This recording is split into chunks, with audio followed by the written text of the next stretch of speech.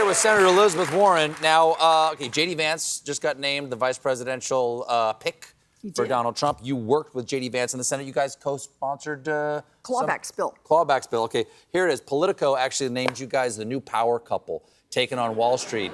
J.D. Vance and Elizabeth Warren. How did you guys get together on this bill? Hey, listen, I will work with anyone who wants to rein in the giant banks, and that's what that bill was all about.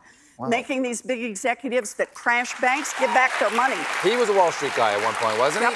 So he understands the abuses there. He does. What do we need to know about J.D. Vance? Because I don't know much yet. So mostly what you need to know is this incarnation of J.D. Vance, which is not the one that called Donald Trump America's Hitler. He speculated he might be America's Hitler. Oh, that's right. That softens it a little bit. But he is now Donald Trump doubled.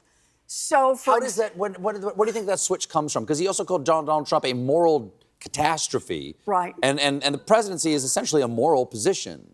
Right. So how does someone make the switch that fast? I don't know. You'd have to ask him.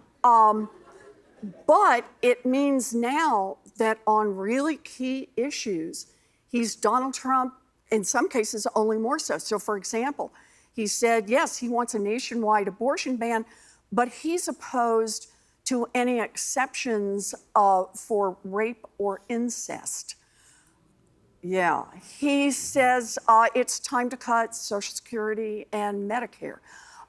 He joins Donald Trump in wanting to get rid of the Affordable Care Act, which means anybody out there with a pre-existing condition, that's going to be a real problem if the ACA goes away, as well as many, many people losing their health insurance. And he is all in for the tax cuts that would go to the billionaires.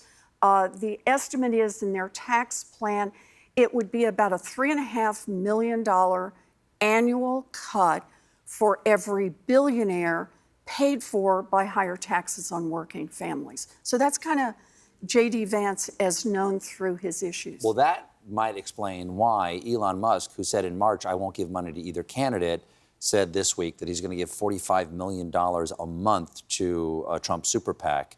And that's 4 months, so that's $180 million. I'm not great at math, but that's $180 million.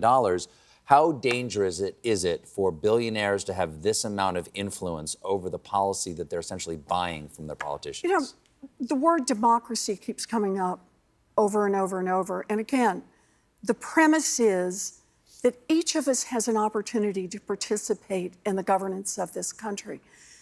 But with someone now like Elon Musk, the money that he floods into one political party that, no surprise, aligns with his interests and will support his interests. But I also want to say one man who actually goes back and makes the decisions for X and decides who gets heard, who doesn't get heard. This is a lot of power to concentrate with one person. And I think that's a real danger to our democracy. I hate to cut you off right there, but we gotta go. We're live. Senator Elizabeth Warren, everybody. We'll be right back with a performance by Loudon Wainwright.